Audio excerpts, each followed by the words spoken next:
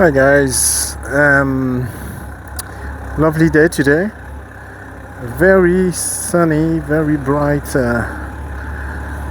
and really expected for a long time. We had some rain for weeks ongoing here in Victoria, Australia, so I didn't have much of opportunity to do some nice video. So yeah, I'm back.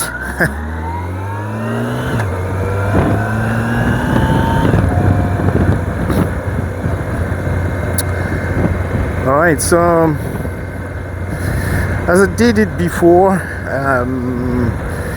I will do this video in English and in French, so because I can't really do it twice.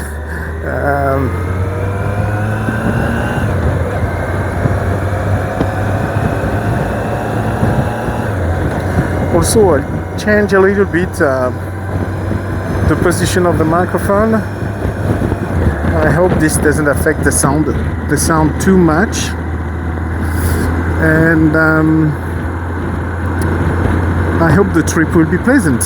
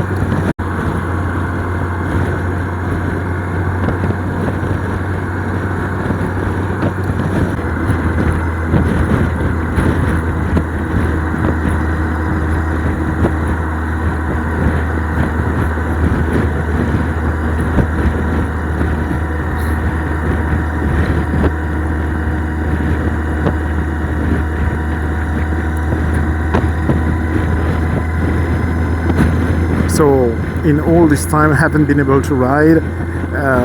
Well, I did a couple of times, but you know, not for the fun, just because I need it, and so I didn't record anything else.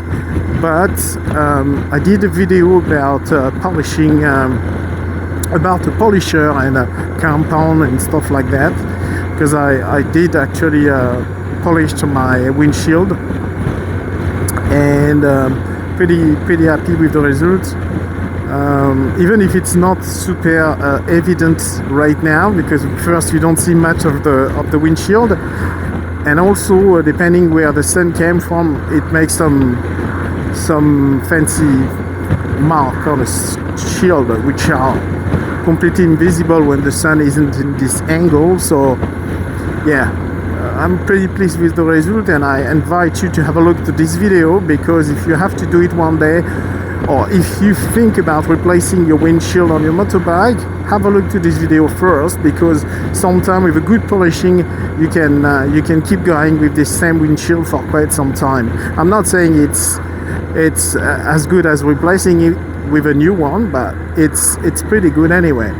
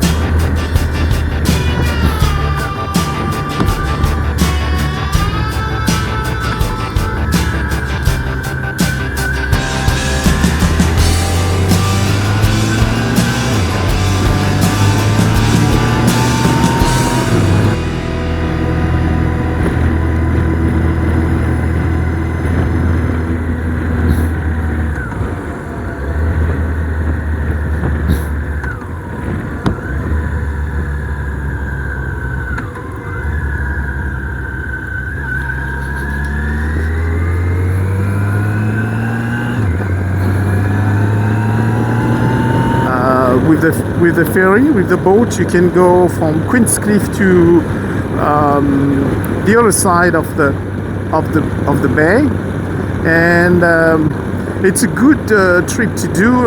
Even if you ride a motorbike, it's actually a very good trip to do. Instead of going from Melbourne to Geelong or Melbourne to Queenscliff, let's say, on the boring motorway, you can do it only one way. For instance, you're going from Melbourne to Geelong to Queenscliff, and you can going on a ferry with your motorbike and end up on the other side of the bay in Melbourne suburb, which is a pretty good trip to do, and nice view. You can do some amazing pictures. So yeah, I really suggest this if you ride a motorbike in a Melbourne suburb. It's a small trip. There is not this is a trip for the day, if you know what I mean. You leave in the morning, you're back home the end of the afternoon. It's pretty good.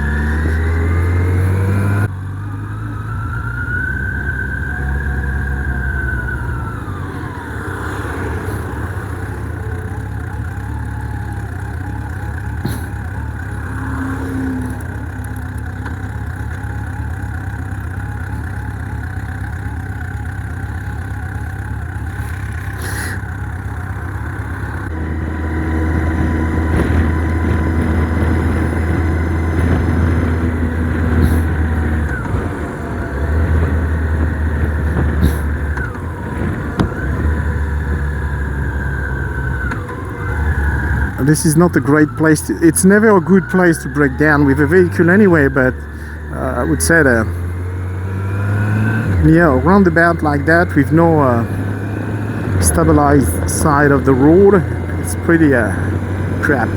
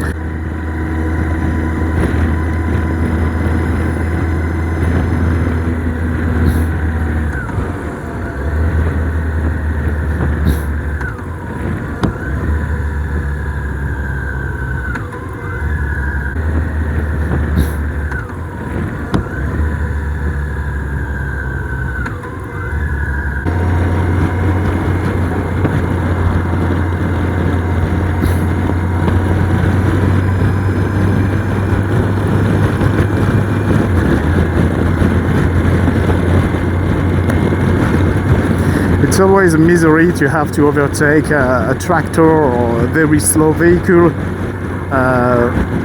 in a car. It could be narrow, it could be anyway, this one was nice and it gave us a lot of space, so thanks guys.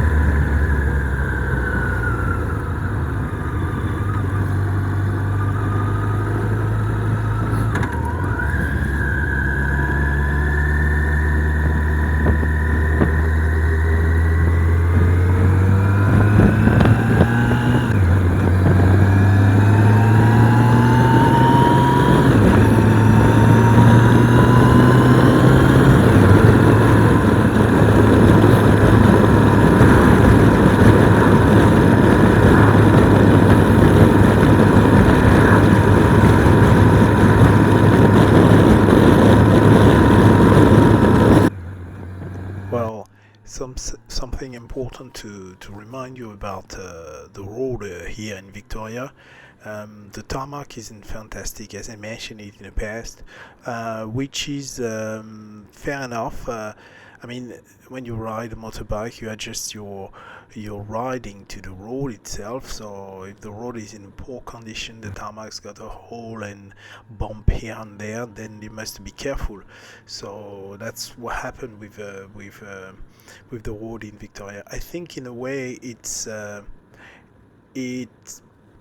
maybe not on purpose, but let's say it's a good way to reduce the speed of the rider, of the driver in general, because you not feel confident to open the gas on a road with a poor tarmac condition.